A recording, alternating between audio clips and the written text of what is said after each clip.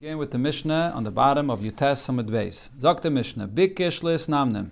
If the Kohen Gadol was falling asleep, Pirchei Kohuna, the young Kohenim that were there, Makin Lefonov, would bang be'etzbat seroda, with the finger, which is called etzbat seroda. The Gemara will explain what this expression means. And they would tell him, Ishi Kohen Gadol, my master the Kohen Gadol, Amoid, stand up, v'hofeg, and cool off your feet by placing your feet in the ground over there in the Beis HaMikdash, which was a stone floor, which was cold. Achas ala ritzpa, and do for us one thing that's to entertain us on the ground. The Gemara will explain what this means, that they got him do something interesting in order to wake him up. They kept him busy until the time of the shchita of the first of the carbon tamid in the morning came. So first the Gemara explains, Mai tzeroda. What is this expression that makken lefonov be'etzbat tzeroda, that they would make this noise with the finger? Amar Rav Yudah, so Rav Yudah says, tzarasa deda. There's the finger, which is the tzara. Tzara usually means when you have a rival or sort of a fellow, that two that come together, that one rivals the other. So when you have two that are near each other, it's called a tzara. So you have the finger that's near the other finger. And the Gemara explains, what does this mean? Maihi, which is that other finger? Gudel, the thumb. So you have the finger that's near the thumb, and that's how you bang one at the other, and right, you take the there's two opinions how to learn pshat in this Gemara. The simple pshat of the Gemara, which means tzara deda, is the finger that's not right near the thumb, the index finger, and you use that finger to bang it down, right? Okay, but it doesn't really work that well, right? So the Rabbeinu Tam says that it refers to the next finger. What is it called in English, the next finger? Whatever it's called. In Lashon Kodesh, it's called etzba. One second. So when you do that, it's much easier and it can make a loud noise. That's how they woke up the Kohen Gadol. So the Mefarshim explained that the opinion that says that you should use the finger near the thumb and not the next finger, the bigger finger, is because you have to make a shinui. Really, to make this noise on Shabbos, on Yom Tov, and Yom Kippur is asam d'Rabbanan. So therefore, you make a shinui and you use the finger that's right near the thumb. Okay, but here doesn't make noise. Well, you have to know how to do it. But the point is, we have the klal that in the Beis HaMikdash, a shvus, a ism d'Rabbanan does not apply. Ein shvus b'mikdash. So the question is over here.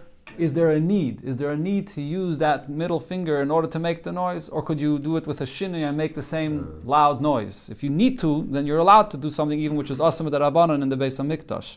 Well, the Gemara says, Machvi Rav Huna showed how to do this. V'ozal kala b'kula beirav. And the sound of what he made with his finger went in the entire Bismedish where the Talmidim were learning. So some say that Rav Huna wanted to show them, the Talmidim, when he was teaching this to them, they were wondering, how could you make such a loud sound with the index finger on the thumb? It doesn't work. Yeah. So he showed them, no, if you know how to do it, it could be done, and it made a loud sound that everyone heard it. The next thing it said in the Mishnah, hofeg and achas ala ritzpa. So according to Rashi's 2 points over here. Hofeg, which means cool off your feet by standing up on the ground. And then achas ala ritzpa, do something for us on the ground. So what did they tell him to do? Omer Rav Yitzchak, al chados, there was one thing that they told him to do, something which is new, which is a novelty. Chados means like a novelty. Maihi, what is it that they told him to do? Omri le, they said to him, achvi kida, show us how you bow down in a way that's called kida. What's this bowing down in a way that's called kida? Usually when a person bows, so first you bend your knees, and then you bow down to the ground. Kida is a person that's able to sort of fall to the ground without even bending his knees. He's standing straight, and he bows down, and he supports himself on his thumbs, and he's able to kiss the ground and pick himself back up. Wow. That's obviously something which is extremely difficult. So they would ask him to show that he can do this. And this was something that really woke up the Kohen Gadol when he did this in the middle of the night. They would keep him busy until the time of the shchita came. Huh? Yeah, if it's able to. I never saw it, but by the Rebbe, they say the way the Rebbe fell down by Kaidim was like it was in a very quick. So it was I always remember hearing that the Rebbe fell down by Kaidim. I don't know if this kidam, mamish, without bending your knees. But the Rebbe fell down very quickly. It was not a key though. Okay, verstehe, but it was like... It was covered with his towels, so you it was covered, you couldn't see what was going on. So Okay. But it happened in a fast way, yeah. Right, very fast. The Rebbe fell down up his... Tana, so we learned in the Braise regarding what would they do with the Kohen Gadol. They didn't use a harp or any musical instrument for the Kohen Gadol. Ela bepeh. They would sing for him with their mouths. Again, over here, there's a discussion in Mefarshim about this. Maybe they didn't use the musical instruments because it's Yom Kippur, and there's an Isma de Rabbanan to play musical instruments. If it's not necessary. So if they could sing for him and keep him entertained without it, so you don't use it. And what did they say for him? Im Hashem la yivne bayis. If the Eibishter will not build a Beis HaMikdash, shav amlu bainav bay. Anyone else that makes an effort, a hard effort to build is for nothing. You need the Eibishter to build it. Miyakire Yerushalayim, from the prominent people of Yerushalayim, lo'hoy yushein kol halayla. They didn't sleep all night. They came there, they joined the Kohen Gadol. They came there to the place where the Kohen Gadol was, and they would learn there. Kedei sheyishma Kohen Gadol, koil avara, so the Kohen Gadol will hear the sound of the noise of their learning. And he won't have a sleep that will overtake him. Tanya Nabraisi, we learned Abishal said, Af begvulen hayoisen came. Even outside the Beis HaMikdash and even after the Churban of the Beis HaMikdash, they would do the same. Zeichel HaMikdash is a commemoration to what happened at the time of the Beis HaMikdash when Yidden would come and join the Kohen Gadol to be up all night. But then what happened was everyone was up all night and they would sin. Rashi says the boys and the girls would get together, they were up all night, they were playing with one another, and terrible things came out of it. Amar Abaye v'teimer of Nachman bar Yitzchak, Targuma translate this, what happened over here. What was the sin? Where did they sin? Narda. This happened in the city of Narda. Amalei Eliyahu, Rav Yehuda, Achud, Rav Salah Chasida. Eliyahu Anavi said to Rav Yehuda, the brother of Rav Salah Chasida, Amrisu, you always say, Amai leyasim Mashiach. Why isn't Mashiach here yet? And so Eliyahu said, V'ha idna yom de Kippuri. Look, today it's Yom Kippur. Who? The evil kama besulta benarda. And look what happened. They were up all night and they were playing around and they were besulos. There were inappropriate relationships between the boys and the girls. So, and you're asking why Mashiach is not here. There are some Mefarshim that say that the Pshat of the Gemara here does not mean literally the evil kama besulta. It's an analogy of some other kind of Aveda that's similar to this, but it doesn't mean Kipshutai. But either way, the point is that Eliyahu Navi was saying that this is the reason why Mashiach wasn't here, and this thing of staying up the whole night Yom Kippur led to negative behavior. B'Nardar, this happened in the city of Nardar. Amalei HaKadosh Baruch Hu, Amalei, so Rav Yehuda says to Eliyahu Navi, HaKadosh Baruch Hu Ma'yoma. What is the Eibishter saying about this? Malay, Eliyahu Navi answers, LePesach Chatas Roivitz. The Eibishter is Melamed Chus and Yidden. And the Eibishter says that there's an opening and there's a place where the Chatos, the Avedis, lie ready for a person to do Avedis. And in other words, the Eibishter is saying, Rashi you here uses the Lashon, Yetzahara Machtiya Bal Karchai, that the Yetzahara pushes a person to sin to such an extent that it's almost like the person is forced into this. Even though the Eibishter does not take away the Bechira, and therefore a person has to be accountable for what he does. But yet the Eibishter on Yom Kippur is Melamed Chus and Yidden. The Satan Mayama, what's the Satan saying at this time? Amalei Eliyahu told him, Satan, B'yomi de Kippur, lesle l'reshus lastuni. On Yom Kippur, the Satan has no right to prosecute. Mimai, from where do I see this? Rami Bachomer said, Hasatan, B'gematria, Tlas, Meye, V'shitten, Varba. The name, the word Hasatan, the gematria of it is 364. Hava. Klas Meir Shitten Varba Yoma, 364 days of the year. Istay Reshus Lastuni. He has permission to prosecute. B'Yom de Kippur, by the 65th day of the year, on Yom Kippur, Leslie Reshus Lastuni. He doesn't have permission to prosecute at all. Now we see that Yom Kippur the Yetzirah can't speak. Zok the Mishnah, B'chol Yom, every single morning, Termin es HaMizbeach, they would remove the ashes of the Mizbeach. At what point of the morning? It was before morning actually. B'kriyas HaGever, when the Gever called out. The Gemara will soon bring two opinions, what this Gever is. One opinion is that it's a person that was announced, and another opinion it's the rooster. Oysamach Loi, near this time, Bein Lefan of whether a little bit before, Bein La'achrav, or after. But this is before Aleis HaShachar, before it's morning. Yom Kippur, they would remove the ashes of the Mizbeach to prepare for the Avodah for the next day from Chatzais time already. And Yom Tiv time, when there were much more Yidden there, Mashmura Rishayna, from the first section of the night. A night is divided into 3 different parts. So in the Yom Tovim time, it was from the first section of the night.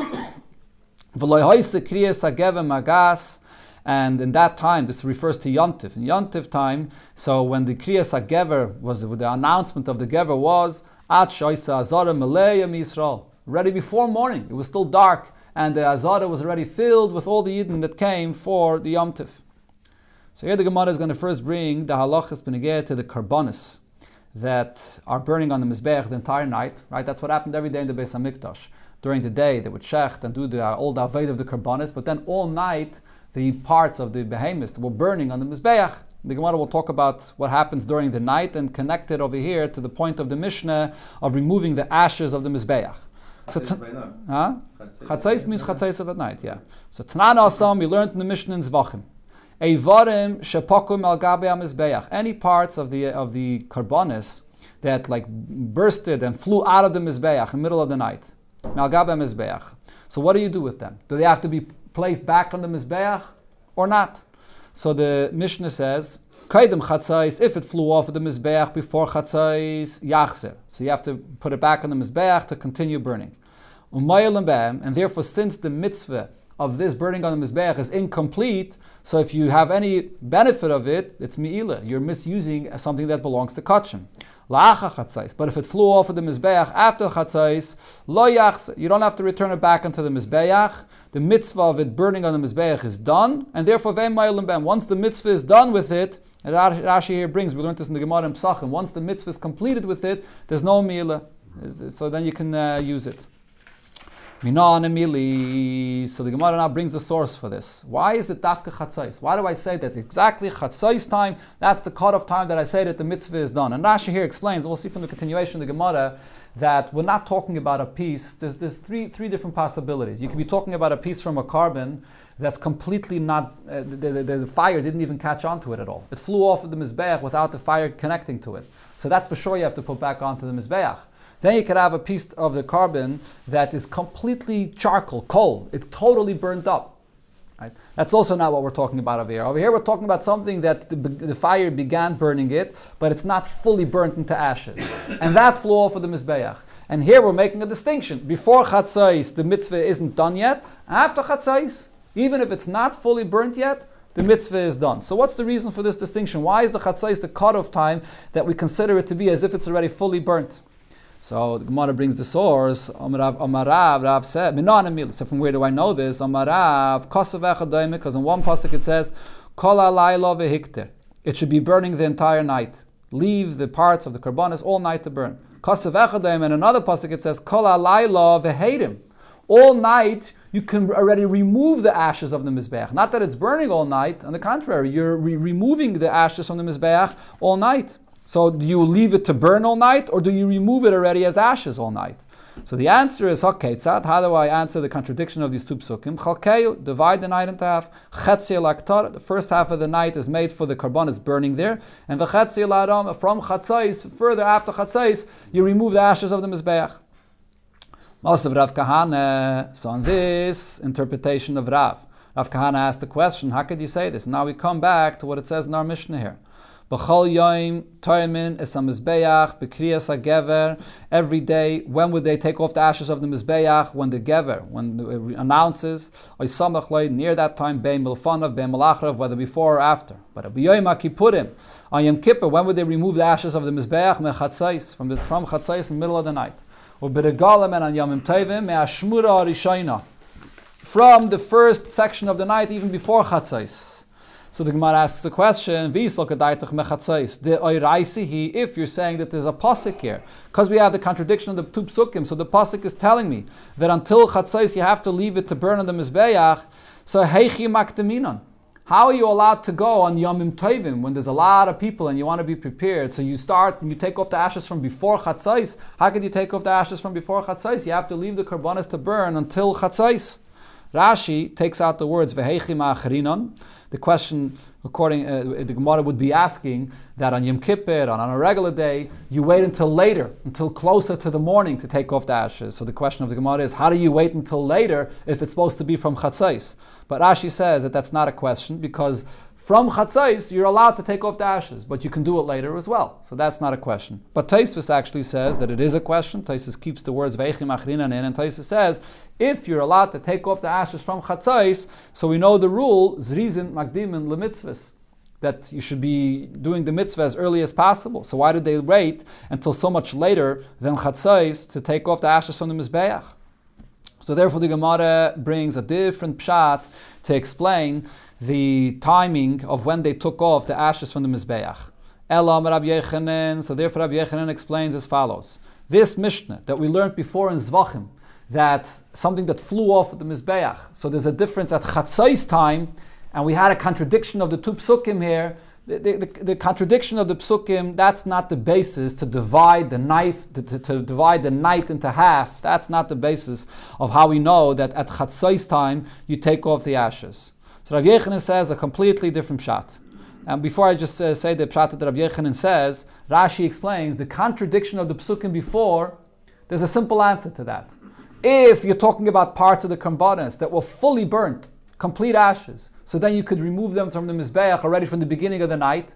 If you're talking about parts of the karbanos that were not burnt yet, so then they have to be left all night to burn. So therefore there's no contradiction in the psukim. So therefore Rabbi Yechanan brings a different drasha. What is that? Mimashma shanemar kol halayla. The pasuk says that you should leave it to burn kol halayla on the Mizbeach. On Mizbeach kol halayla. So then why does it say afterwards, Matamad loymar, so any yedei shu ada boiker? Don't I know that means till the morning? Matamad loymar ada boiker. Why does it have to say again ada boiker until the morning? The answer is 10 boiker leboiker shalayla. You should give an earlier time to consider morning before what's really morning. What's really morning usually? Alois HaShachar, when the morning star comes up. The pasuk says, again, boiker, even though it already said all night, to let you know that there's an earlier time before Alois HaShachar, when, and only until then, do the parts of the karbanos burn on the Mizbeach. Right? So we have to find some kind of an earlier time period before Alois HaShachar. If they are burned completely. Even if it's not fully burnt, if the fire already started burning it. If it's not burnt at all, then no. But if the fire started burning it, so then you have to find a time even before the actual biker where you say that you could already take it off as ashes. And when is that? So the pasuk doesn't give a specific time period, but we know it's before Alois HaShachar, but it depends on the need and the times of the Beis HaMikdash. During the year, we find a certain designated time before the morning. So Hilkach, therefore, B'chol Yom, Termis HaMizbeach, every morning, when would they take off the ashes of the Mizbeach? B'kriyas HaGever, when the Gever would announce, which is before Alois HaShachar, but not long before. Oy Samach Loi, near that time, Bein Lefanov, Bein Melachrav, whether a little bit before or a little bit after. Sagya, and that's enough. That's enough to be before the actual morning. That's every day. Yoma Kippurim, then on Yom Kippur, they had to find another time period before the morning. Why? The Ike Chulshu the Kohen Gadol, because they're concerned about the weakness of the Kohen Gadol. So Avdinon Mechatzais. So therefore, it was done. The ashes was removed from what time period before morning? Already from Chatzais. That was the designated time that they established. Right? What's the pshat chulshu the Kohen Gadol? So there are two pshatim of this. One pshat is that the Kohen Gadol himself actually is the one that removed this ashes. And the Aveda of removing the ashes wasn't necessarily such an easy Aveda. As we'll see soon, there was a lot of ashes on the Mizbeach. So therefore, we want to give the Kohen Gadol time to rest between the removing of the ashes that he has to do, and then the whole Aveda that he has to do by daytime. So therefore, he did that already much earlier at Chatzais time, so he could rest before he does the Aveda later. Another pshat is we want it to get done very early enough in order that he could start his Aveda on time, very early on in the morning, so he shouldn't have to wait. So that's a Yom Kippur. And then Beregalim and Yomim Tovim, the Nefishi Yisrael, there's a lot of Yidden, and Nefishi Karbonis, there's a lot of Karbonis that have to be brought. Of Dinon Ma'ashmeira Arishayna. So the time period that they established to be before morning, that they removed the ashes of the Mizbeach, was from the first section of the night. And as we see, Kediktani time, the Mishnah itself says the reason. That time when the Gever announced didn't even arrive yet, and it was already filled with Yidden waiting to bring their karbanis. So this is the pshat of Rabbi Yechanan. There's no pasuk that tells us to divide the night in half. It tells us you have to find a time period before the morning to remove the ashes. So Chachamim made in each different time of the year, according to what's necessary, what that time period should be. Now the Gemara comes to explain, so what is this expression of Kriyas HaGever? My Kriyas HaGever. When it says that the Gever announced, when is that time? What is this?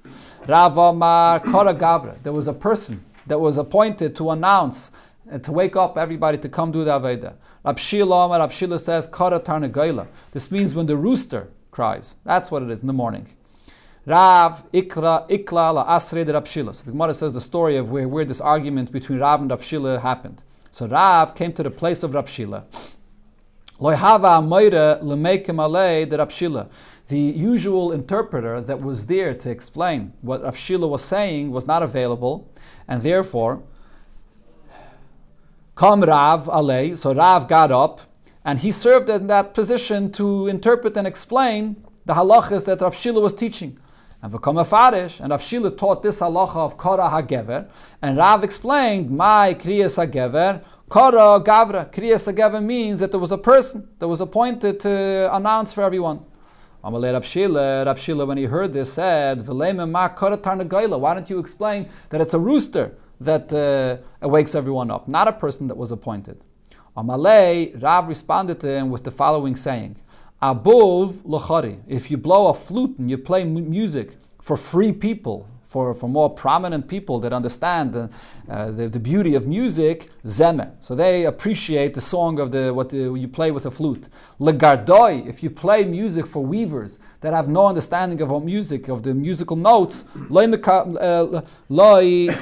mekablu amine. They can't accept this. They don't know what the music that you're playing is. They don't appreciate the music. So basically what Rav is telling Rab Shila is, you don't understand how I'm teaching this. You don't appreciate what I'm saying. And then Rav said, Kihave ka'imno alei de Rab Chia. When I was interpreting and explaining what Rab Chia was saying, and then I explained my Kriyas HaGever. What does Kriyas HaGever mean? Kora Gavra, that there's a person that announced. And that's what I said, that a person announced. And he didn't comment anything. He accepted the pshat that I said. And you're telling me, that I should say that it's a tarnagal, that it's a rooster that makes the noise. Amalei, so Rav Shila now realized who this was. He didn't realize this was Rav until now. So now he realized, Mar Niu Rav, you're the famous Rav. Neinach Mar, you should go and rest. He didn't want to use him as an interpreter for what he was saying. Amalei, so Rav said, no, I'm going to continue interpreting and teaching what you're saying.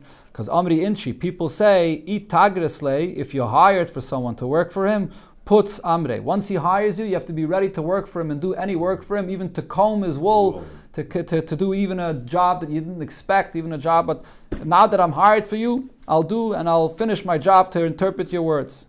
Ikadamri, others say that Rav did not want to go away from his position that he took.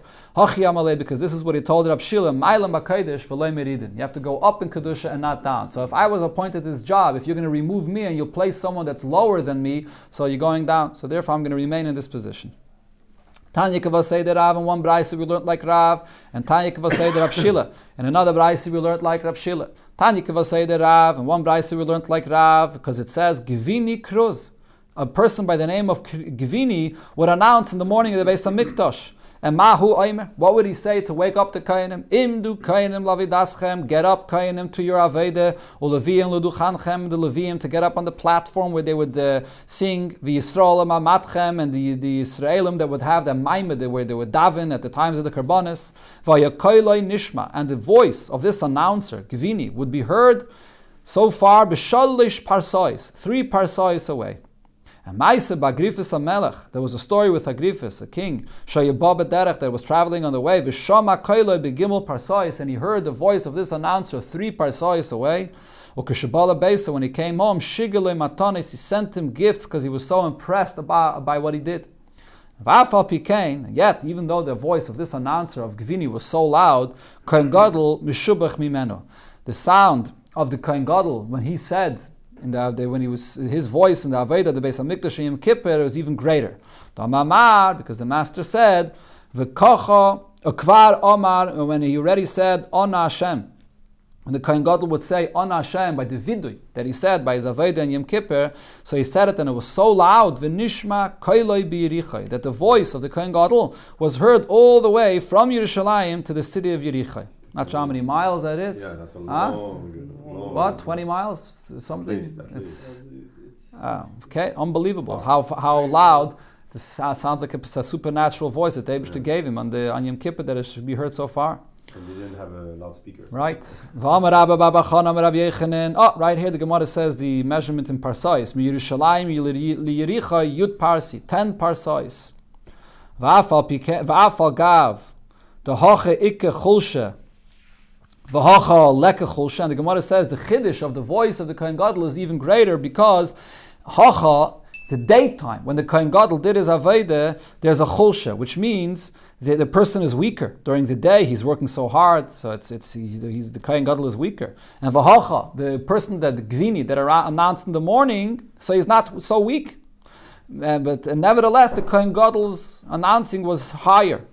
In v'hacha, another point, v'hacha Yoma, the Kohen Gadol would announce the vidui during the day. And v'hasam lelia, and the Gvini would announce this before morning, still nighttime. A person's voice carries much further and much more powerful during the night. And the Gemara here brings an interesting thing for this. Rav Levi explained, why when a person will scream or announce something by daytime, is his voice not going to be heard so far? The same as a person's voice travels at night. The answer is galgal chama. It's because of the ball of the sun that is during the day that's going through the sky. Shemenaser berekia. It breaks through it or saws its way through the sky. Kecheresh hamenaser ba'arazim, like a carpenter that's sawing through wood, cedar wood. So therefore, the sun goes through the sky, and therefore it makes a noise that doesn't allow the person's voice to travel as far. And v'hai chirge de yoma. Loishmei, and the chirge de yoma, which is this sort of the sawdust that you see. If you look in the sun, you see like this little dust in the ear. So loishmei, the name of this sawdust in the ear that comes really from the sun, that's cutting its way through the heaven, through the sky, is called loy. It's called nothingness. But the point is that it's the motion of the movement of the sun that's traveling during the daytime that does not allow a person's voice to travel as far. And the night it does. This is what Nebuchadnezzar said. All the people that live here in the world, are law, are nothing. It refers also to the sun that creates this sawdust that was called law. So nevertheless, the voice of the Kohen Gadol during the day traveled all the way till Yerichai. In connection to this, the Gemara brings one more thing. Taner Rabbanan, we learned in the Braise, galgal chama, if not for the ball of the sun that's creating this noise that doesn't allow us to hear what's happening far away. Nishma koil amayna shel reimi. So they would hear in Eretz Yisrael the sound of the many people, the commotion that there is in Reim. The voice would travel. V'malek koil amayna shel reimi, and if not for all the noise that there is from amayna shel reimi, meaning everything that's going on outside. I mean today, the streets and the cars and everything, all the noise that we hear over here in the world. If not for this noise, so then Nishma ko galgal chama. If it would be completely quiet, we would hear the sound of the sun traveling in the sky.